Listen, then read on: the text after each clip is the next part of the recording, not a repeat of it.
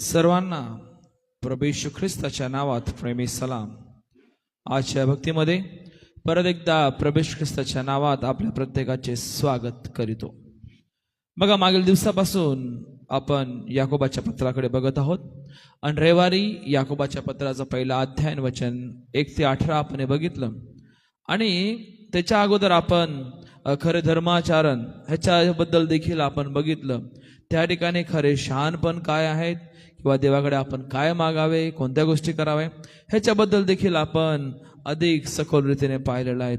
आणि नंतर मग आपण दुसऱ्या अध्यायाच्या वचनांकडे बघत आहोत. दुसऱ्या अध्याय 1 ते 13 वचनामध्ये आपण पाहत आहोत की खरा विश्वास पक्षपात करत नाही, प्रेम करतो आणि दया दाखवतो. त्याच्यामध्ये आपण बघितलेलं आहे की विश्वास आणि पक्षपात एकत्र राहू शकत नाही.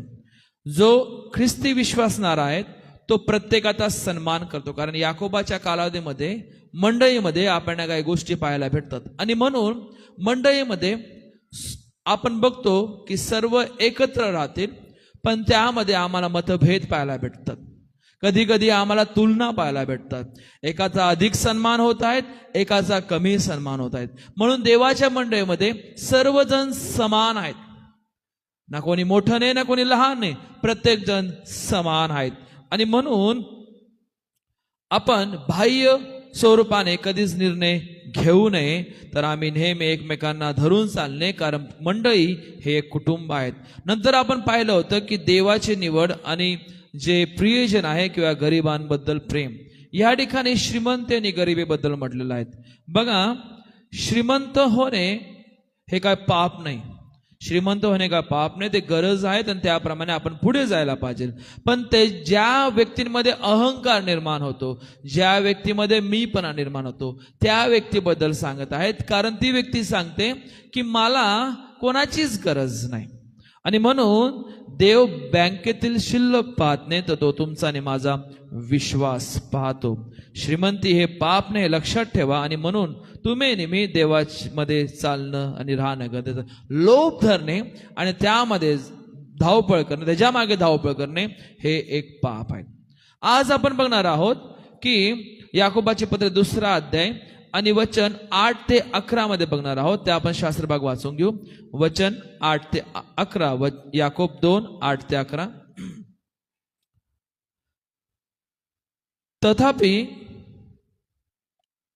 तू आपल्या सारखी आपल्या शेजाऱ्यावर प्रीती कर, या शास्त्रलेखातील राजमान्य नियम तुम्ही पूर्णपणे पाळत आहात तर ते बरे करता. परंतु जर तुम्ही तोंड पाहून वागत आहात तर पाप करता आणि उल्लंघन करणारे असे नियमशास्त्राद्वारे दोषी ठरतात.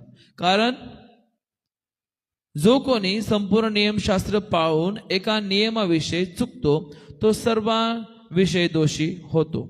कारण व्यभिचार करू नकोस असे ज्याने सांगितले आहे, त्यानेच खून करू नकोस हेही सांगितले आहे. तू व्यभिचार केला नाहीस, पण खून केलास तर नियमशास्त्र उल्लंघणारा झाला आहेस.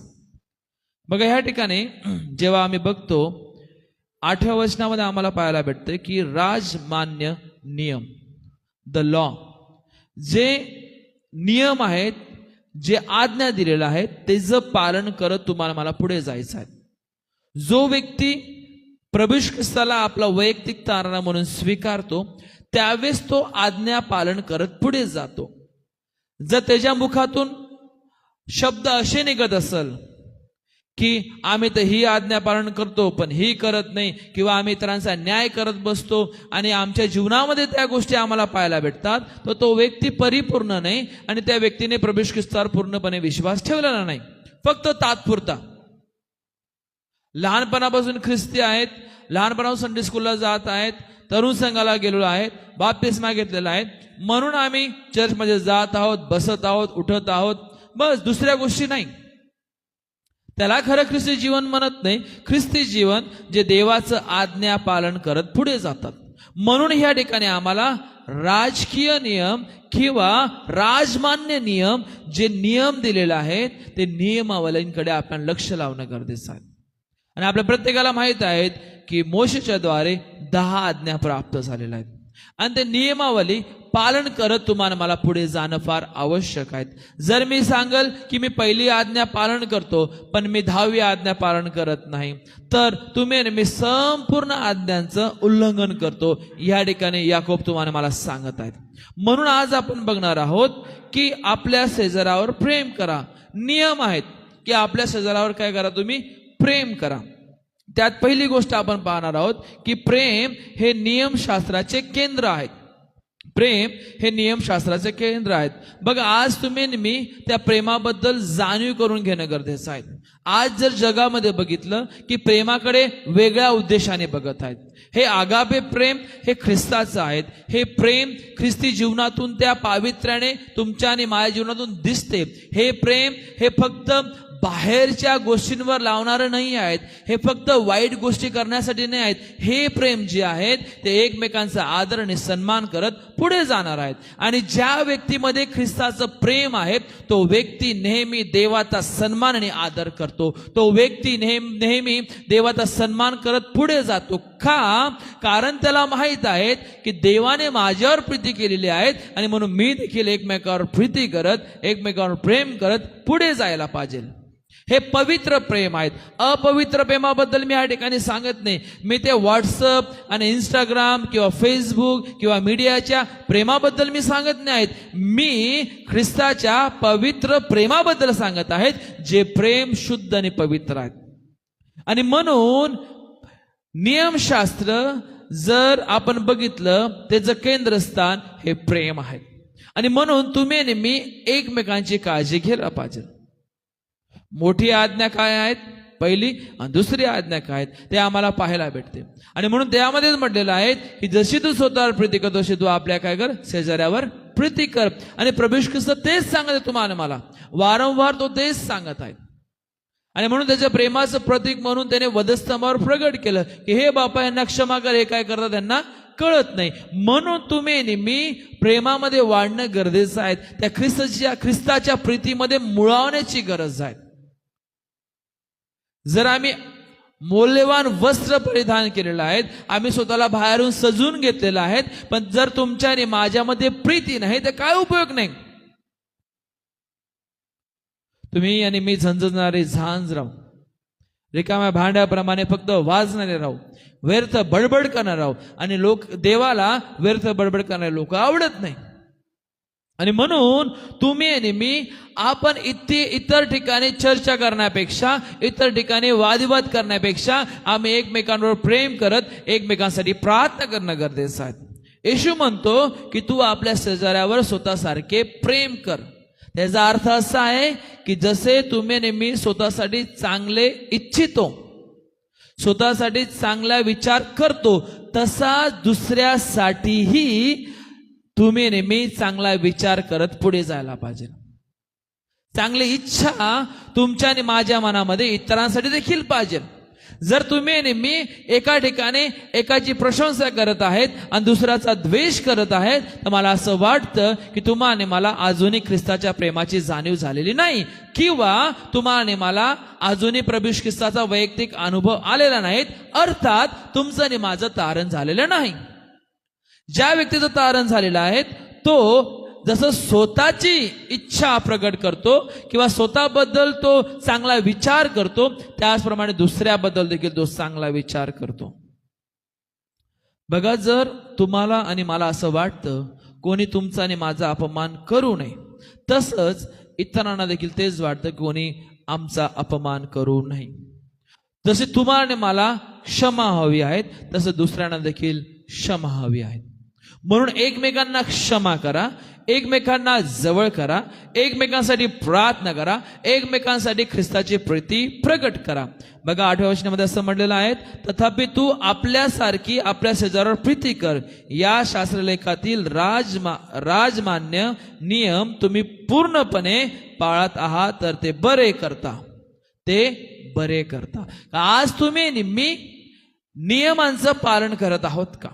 आज तुम्ही नेहमी देवावर प्रेम करतो, पिता पुत्र पवित्र आत्म्याच्या नावात बाप्तिस्मा घेतलेला आहे, 10 सिद्धांत माहीत आहेत, अनेक गोष्टी माहीत आहेत, पण तुम्ही नेहमी खरंच त्या आज्ञेचं पालन करतो का? माहीत असणं आणि पालन करणं यात फरक आहे. दुसरी गोष्ट, पक्षपात प्रेमाच्या विरोधात आहेत, लक्षात ठेवा. बघा, जर आपण वचन 9 बघितलं त्याच्यामध्ये आपल्याला पाहायला भेटते की परंतु जर तुम्ही तोंड पाहून वागत आहात तर पाप करता आणि उल्लंघन करणारे असे नियमशास्त्राद्वारे दोषी ठरतात. प्रेम हे व्यक्तीचे मूल्य पाहते, त्या व्यक्तीचं महत्व असतं आणि तो त्या व्यक्तीवर प्रेम करत, त्या व्यक्तीचा आदर करत पुढे जातो. तुलना करत नाही की तो कसा आहे, ती कशी आहे. ते हा विचार करतात की आम्ही ख्रिस्तामध्ये आहोत तर आम्ही एकमेकांवर ख्रिस्ताचं प्रेम करत पुढे जायला पाहिजे. त्यांच्यामध्ये पक्षपात राहत नाही. लोक आज त्या व्यक्तीची संपत्ती बघून प्रेम करतात. जर एखाद्या व्यक्तीकडे भरपूर पैसा आहे तर आम्ही हाजी करत पुढे जाऊ. नीतिसूत्र देखील तेच सांगतं. हाजी करणारे देखील लोक आहेत. आम्हाला त्या कॅटेगरीमध्ये राहायचं नाही. ख्रिस्ती लोक प्रत्येकावर सारखी प्रेम करतात. म्हणून जर तुम्ही आणि मी तोंड पाहून वागत आहात तर तुम्ही आणि मी काय करतो, पाप करतो. लक्षात ठेवा, पक्षपात प्रेमाच्या विरोधात आहेत. यांच्यामध्ये मेळ नाही. जर मी सांगतो प्रेम करतो आणि दुसऱ्या ठिकाणी मी पक्षपात करतो, मतभेद करतो, तोंड पाहून जीवन जगतो, तर त्याच्यामध्ये प्रेम नाही. ज्याच्यामध्ये प्रेम आहे तो प्रत्येकाला धरून चालतो आणि ते खरं प्रेम तुम्हाला मला ख्रिस्ताच्या जीवनातून देखील पाहायला भेटते. आणि तुम्ही मी ते पाहतो, ते वधस्त मर खेळताना तुम्ही मी पाहतो. लक्षात ठेवा, जर तुम्ही नेहमी व्यक्तीची संपत्ती बघून, व्यक्तीचं तोंड बघून, बाह्य स्वरूप बघून जर प्रेम करत आहात तर तुम्ही नेहमी पक्षपात करत आहात. आणि त्या प्रेमाला महत्व नाही. ते पवित्र शास्त्राप्रमाणे प्रेम बिलकुल नाही. म्हणून व्यक्तीची संपत्ती पाहून प्रेम नका करू, तर सर्वांवर ख्रिस्ताचं प्रेम प्रगट करा. बघा, एका ठिकाणी भोजनाचं नियोजन केलेलं होतं आणि भोजनाचं नियोजन केल्यानंतर त्या ठिकाणी लोकांनी काय केलं की जे श्रीमंत आहेत त्यांच्यासाठी बसण्याची व्यवस्था वेगळी केली आणि जे गरीब आहेत त्यांच्यासाठी बसण्याची व्यवस्था वेगळी केली.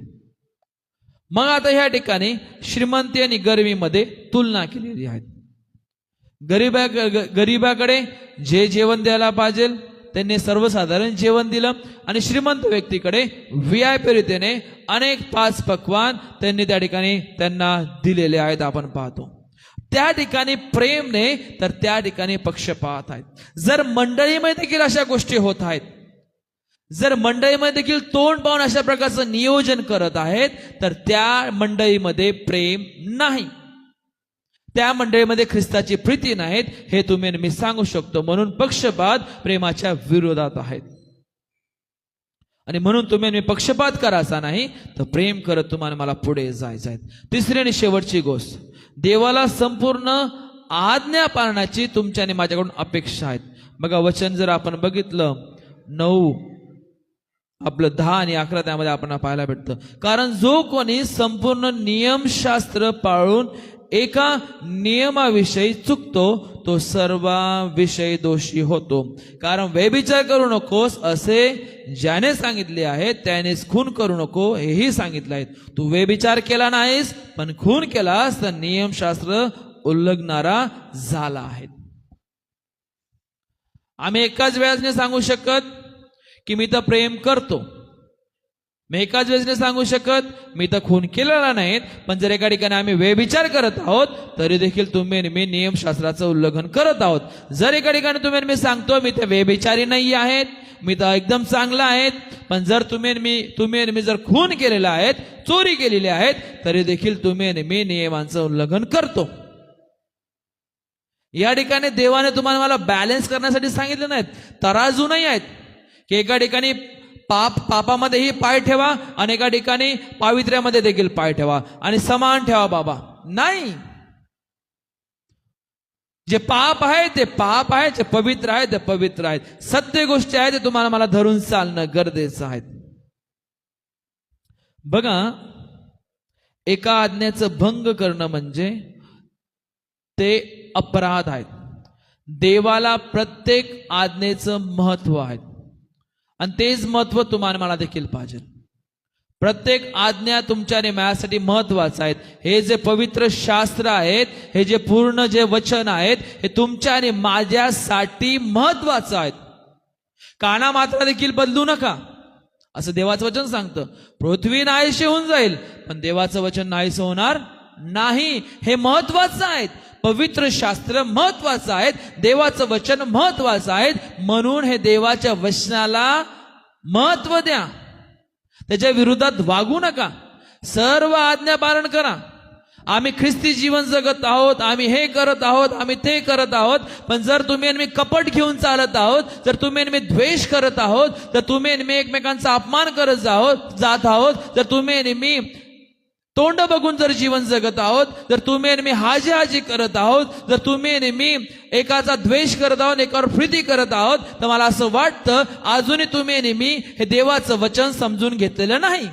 अजूनही तुम्हाला मला देवाच्या वचनाची ओळख नाही. जर तुम्हाला मला देवाची ओळखच नाही, तर तुमचा आणि माझा नवीन जन्मच झालेला नाही, तर तुमचा आणि माझा नवीन जन्म झालेला नाही, तर तुम्ही आणि मी ख्रिस्ती नाही.